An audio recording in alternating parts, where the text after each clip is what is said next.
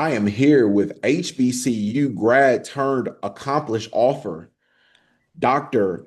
Alecia Heffner Crump, who's on a mission to transform leadership through her story and STEM with her book, Lead with Fire: How to Inspire, Influence, and Elevate in a Changing World. How are you doing today, Dr. Alecia Crump? I am wonderful. Thank you for having me. How are you doing? I'm excellent so much. I'm really impressed by your new book. What inspired you to write Lead with Fire? How to inspire, influence, and elevate in a changing world? I was really just reflecting on my career. I had attended a leadership training, and some of the things that the presenter talked about, really resonated with me. But also, I saw myself in the presenter. I said, I can do this, and I felt that there were some elements that were missing in terms of discussion, but it was still a great presentation. And I said, you know what? Let me go home and jot some things down that I feel like we did not discuss. And I thought about who have great leaders been to me and who are the not so great leaders. So I thought about myself as a leader in terms of how I present myself, which I think is important to show up with authenticity. People won't always love that, but you're being true to yourself. And when you do the right thing, it's going to be okay. Everyone won't agree with what you do, but when you explain the why, you've made it clear as to why you made those decisions. So that's really been my motivation to write this book. That's an incredible motivation. I feel like that resonates with me very deeply because I feel that you have to do things for a good reason. How do you define leadership in today's evolving professional landscape? Wow, that is a very, very broad question. I don't think most people truly understand leadership. Many people end up in leadership roles because they're good at a job or they are, let's say, an example would be a physician. Okay. So you work in a doctor's office, you are the leader because you're the doctor. Does that make you a leader? Not necessarily. But I think true leaders are people who are constantly trying to transform systems that are broken. True leaders are individuals who are open to feedback, asking those who are their superiors, asking those who are their peers, asking their subordinates for feedback. Hearing from others at different levels allows you to think deeply and beyond the surface. So I think true leaders are thought provoking folks who are always trying to figure out what is it that I can do to improve a situation or circumstance or what works, So I think truly being able to inspire others, truly being able to listen to others is the core of true leadership. So being able to inspire and motivate others allows you to influence the way other people think and the way that they perform. Most definitely. I really understand it. I think more than most people because like I was in the military and so I got to see really great leaders at times.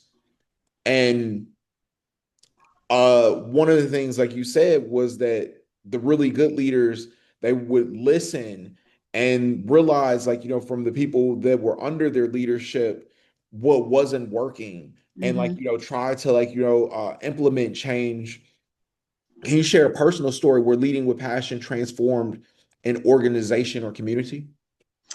I have sort of had a thing for going into broken systems and influencing others to shape up, so to speak, rise up to the occasion, or unfortunately move along. So, in my career, I've moved quite a bit over time because people saw how I could quickly change things around. But most often, it's really finding the passion in others when people lack motivation or they feel like they haven't been heard, they just show up and they go through the motions of just doing the work. But again, corralling people and saying, hey guys, let's get together. Let's talk. Let's have a round table. Not me just saying, hey, this is what you need to do. But making it clear what objectives are and letting them know that yes, we're a team, and yes, you quote unquote work for me, but I work for you. If you don't work for the team that you lead, they will not work for you. So really ensuring that you bring out the best in others, really ensuring that you figure out what is missing, and you pour into people. If you don't pour into people, you're not going to get anything out of an empty cup. Most definitely. And that's so real because I feel quiet quitting is a real thing. Hmm. And so many times where people have mentally checked out, that Hmm. they're just going to give the bare minimum.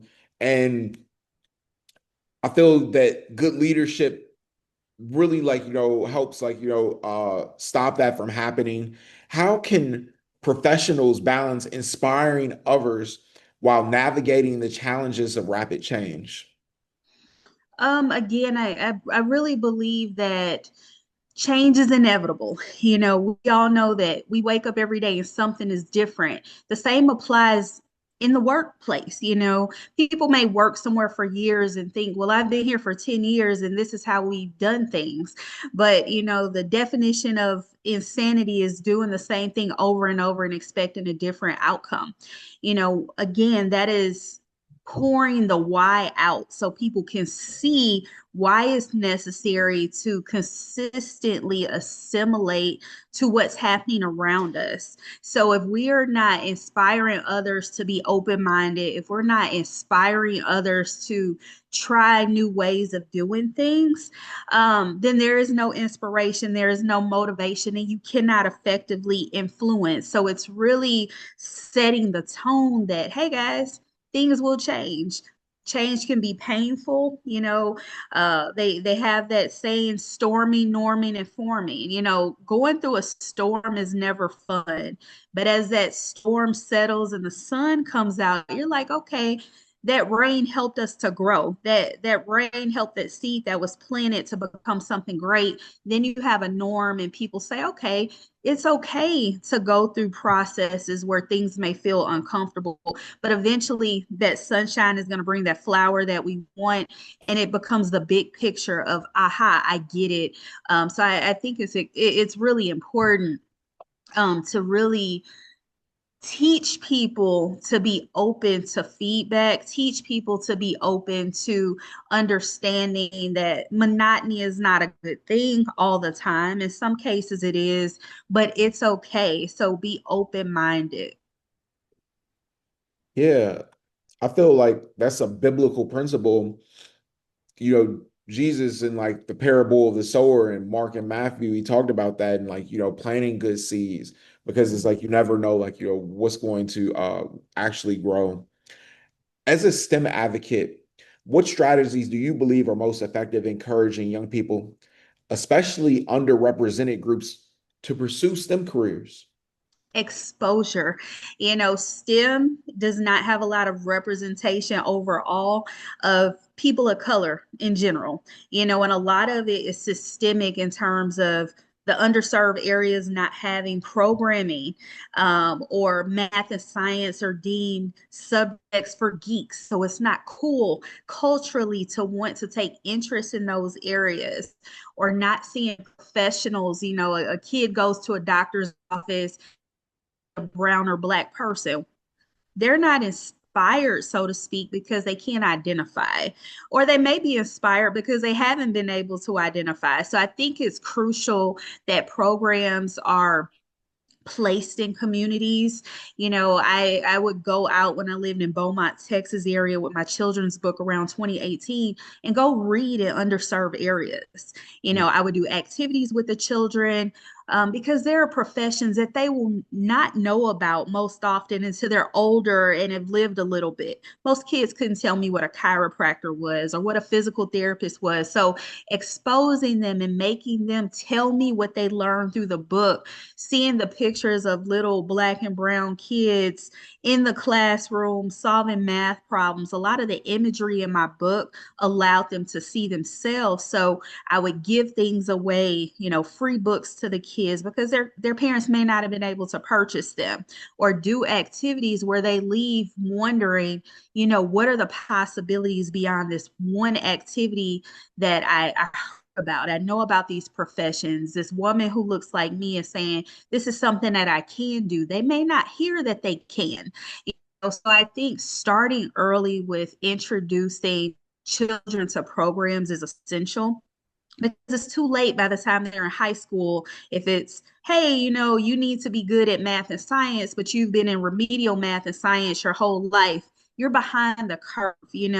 Is it possible? Absolutely. But if kids do not have the foundation to move forward, it's going to be hard for them to win that race. And then they don't see people that look like them. So I think it's critical for um, individuals to go out into those communities and be present. And I just think that the schools have to do a better job in general as well to expose students, but more or less, programming is essential. Right. And I feel like it's such a great thing for African people to be involved in math, considering like, we were at the beginning of mathematical thought. And like a Mhm. lot of people don't really talk about it. And I think that's a cool part of like our history and our heritage. And I think like, I would love to see more Blacks in STEM where we're underrepresented. I wanted to ask you, what role do you think HBCUs like Dillard University play in cultivating future STEM leaders? They play a huge role. Dillard has sort of had the distinction of being number one in physics in the last few years. They've had one of the best nursing programs. Over time, the program is the oldest in the state. So, one thing, Dillard is a family, small institution, less than 2,000 students. You know your professors, and your professors know you, which means that they know where your strengths lie. They're going to help you first.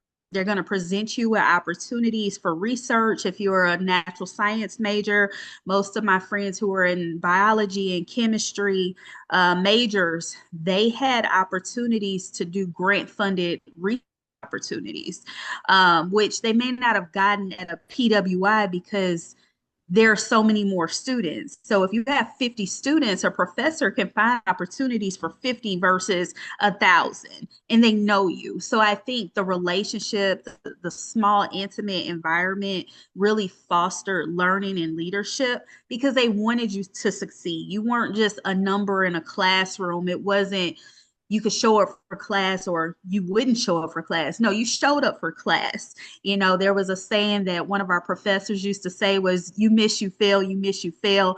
Don't miss a day that ends in day. A sunny day, a rainy day, a Monday, a Tuesday, a Wednesday, a Thursday, a Friday. You don't miss a day. So everyone remembered that. So they showed up because they knew that if they were missing, the professor knew that they weren't there. The professor was calling them. It was such a a strong knitted community that you really had no choice but to succeed. So if you were there, your parents trusted that these faculty members were going to take care of you and they're going to get you to graduation. So if there was a will, there was a way.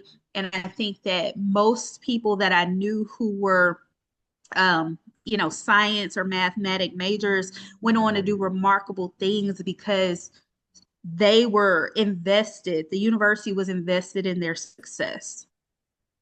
Most definitely. And you're not the first person to say that to me.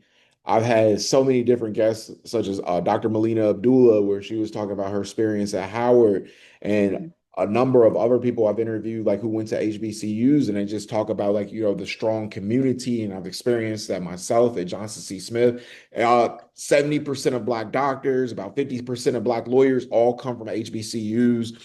I wanted to know, now that you're a tenured higher education professional, what advice do you have for emerging leaders seeking to make a meaningful impact in academia?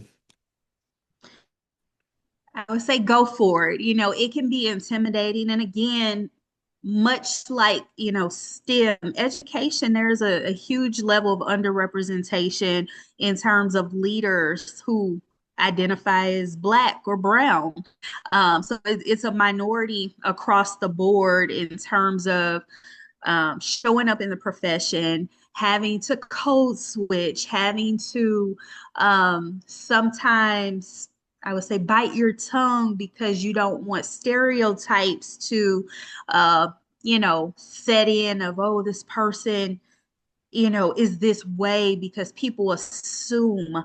So I think it's important to be passionate, stand firm in what you believe, and go for it. For me, I never dreamed of necessarily following a career in higher education. I was strictly, hey, I'm this science major. I'm going to have a career in healthcare. But I found that when I graduated undergrad, I started teaching, and I'm like, I'm passionate about this. I'm an advocate for students because I did enter a graduate program at a PWI, and I felt like I did not belong. So that, what do they call it? Imposter syndrome set in for me. Like, wow, I know that only five of African Americans or people of color are part of this field. And I felt it in the classroom. And I'm like, I don't belong here. I don't feel comfortable. I didn't see faculty that looked like me. I didn't feel supported. So I said, you know what, let me go into the classroom. Let me be supportive to people who look like me so that there is a presence. So it's needed. And the more I've spent time in higher education, and I've had issues of resistance because people didn't respect that. Oh, who is this woman that we have to call a doctor, whomever? Well, I earned it, so there are Right. a lot of microaggressions that exist. So whether healthcare or education, you're going to deal with it. And, I'm just like, wow, I'm burned out working in the field. Now I want to go back to healthcare, so oddly enough, I'm back in school myself, pursuing a career in speech language pathology because rehab is sort of where my heart is. How can I help others improve their quality of life? As I age, I'm like, wow, physical therapy, that's hard on your body. I can still help someone in a manner so that they can restore their normal abilities through speech therapy. So I'm currently a student at Florida State University. So I'm pursuing that, and I'm pursuing it with a different mind frame. I'm older, I'm wiser. Right. Being an imposter no longer exists. I've overcome those barriers time and time again. It's just do it.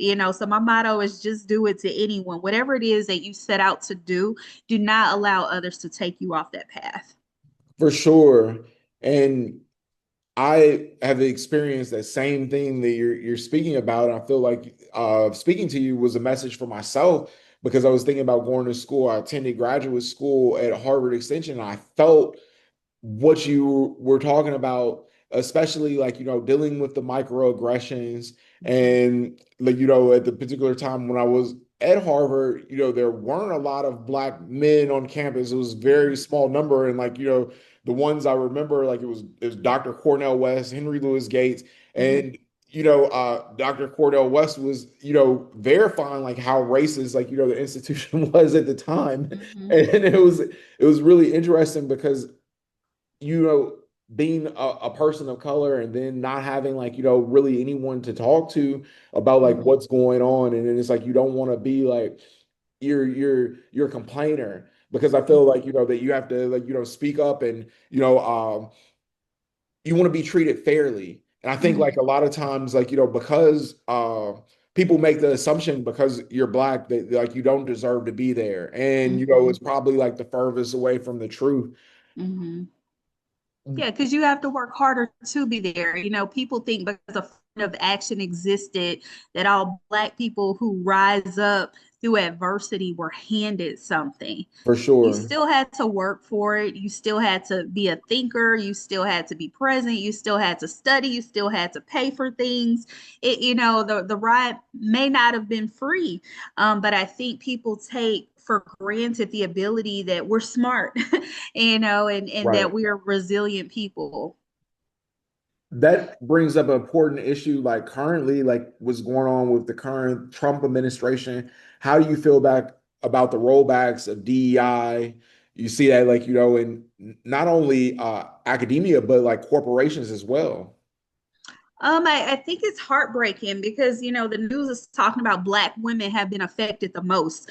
The highest unemployment rate right now is Black women. And when we think about where Black women stand in America, the highest educated group of people are Black Exactly. women. So this group of people that are highly educated don't have jobs. Yeah. It doesn't make sense, And then when we look at the presidency, we had this highly Black educated woman who could not get the job, who was overqualified for the job, who, oh, that would be affirmative action. She rose to, the ranks because of the things that she did that were uh, unethical or lacked integrity. But we don't shed light on the things that our current president has done. It's a double-edged sword when it comes to Black women, and Malcolm X talked about it. Black women are, the most unprotected class in America, unfortunately. We have to work harder. I just think that it's a sad reality. And as we have these rollbacks, it's a good way to say, let's remove these Black women. If we get rid of DEI, we can quote unquote get rid of them, and everything becomes relative. You take away employment, you take away opportunity for ownership. If you don't have income, you're not going to buy a house. So we can decrease the number of Black women homeowners. We could decrease, everything that they have worked so hard to achieve if we remove opportunities. So it's been a little heartbreaking, because I identify, I am a Black woman, and, Right. and it's painful. It is. Yeah, and I'm so inspired by people like yourself. I see so many Black women out here killing it, like crushing it. Like, I see like so much innovation from Black women, so much like entrepreneurship. And you see like this negative rhetoric that gets pushed, but people fail to mention these statistics of how educated Black women are, and like Mhm. their contribution to society as a whole. Mhm. I love like bringing people like you on the show. Your children's book, Not All Superheroes Wears Capes, highlights role models in STEM and health professions. How important is storytelling in inspiring the next generation? I think it's critical, as I mentioned, going out into the schools pre-COVID, it made a huge difference in those underserved areas.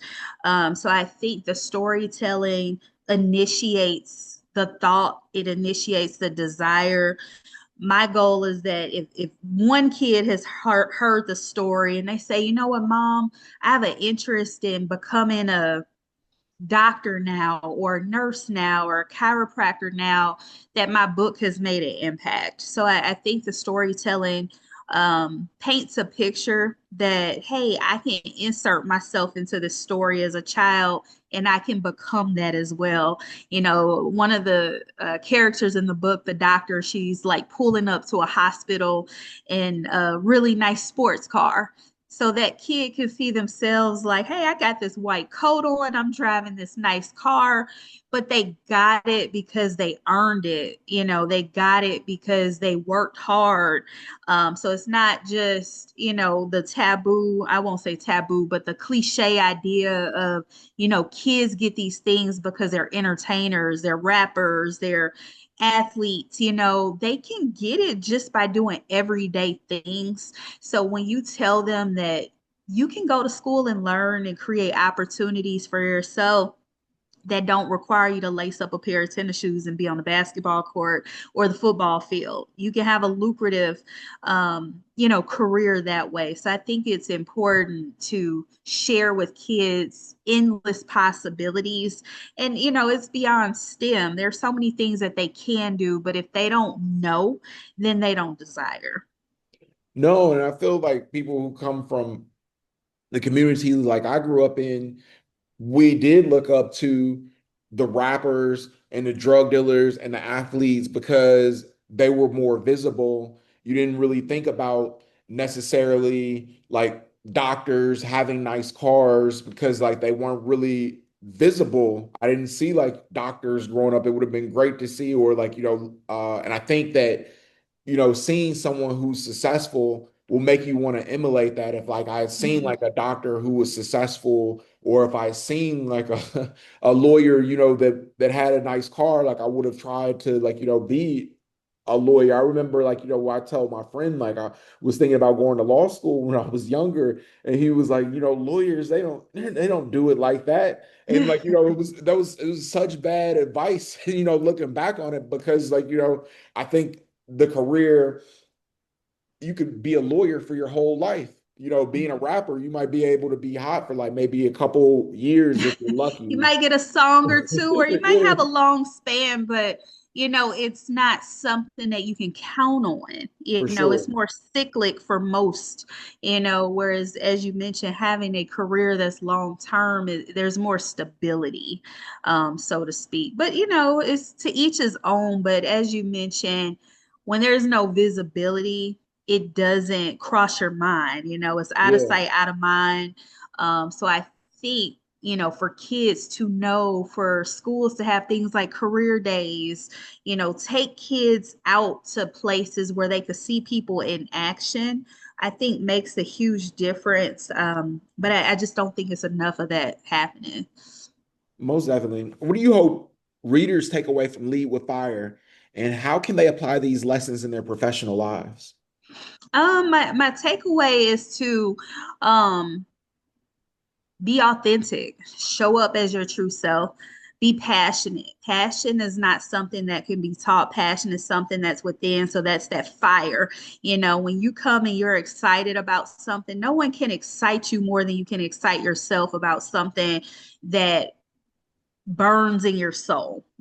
So if it's really ensuring that as a female leader you help to develop other female leaders, then you are going to be a motivation to someone else. So I think it's critical, that through the book people recognize the power of relationships, that they recognize the power of feedback, and that they recognize the power in just really wanting to grow. Others can see the ability in you, but if you're not wanting to grow, if you're not accepting the growth, then you don't really have a willingness to develop. So really, really, I think it's important that as leaders we cultivate the next generation of leaders. Most definitely. I've really enjoyed this conversation. Dr. Alecia Heffner Crump, the author of Lead with Fire. Where can people follow you on social media or reach out to you? So I'm under construction on social media. My children's book, you can find a page called The STEM Initiative on IG. So I'm picking that back up because, as I mentioned, prior to the storm, I was out in the community doing a lot. So the underscore STEM underscore initiative on IG. My book, Lead with Fire, I don't know if you can see it. But it is available on Amazon. Look it So up lots, there. lots Yeah. of good takeaways with the book. I hope you can see it. But Lead with Fire, it's a good read. It's pretty thick, but it has a lot of mnemonics. There are some pages that are formatted in a workbook form so that uh, the readers can jot down answers to some thought-provoking questions to kind of help them to inspire others. So the underscore STEM initiative, and I will have an author page soon, which will be Dr. Alecia Heffner Crump on IG. Most definitely. Dr. Alecia Heffner Crump, thank you so much for joining me this morning. I hope you have a great day. Thank you, Ryan. I Any, appreciate it. Have a good day. Bye bye. anytime.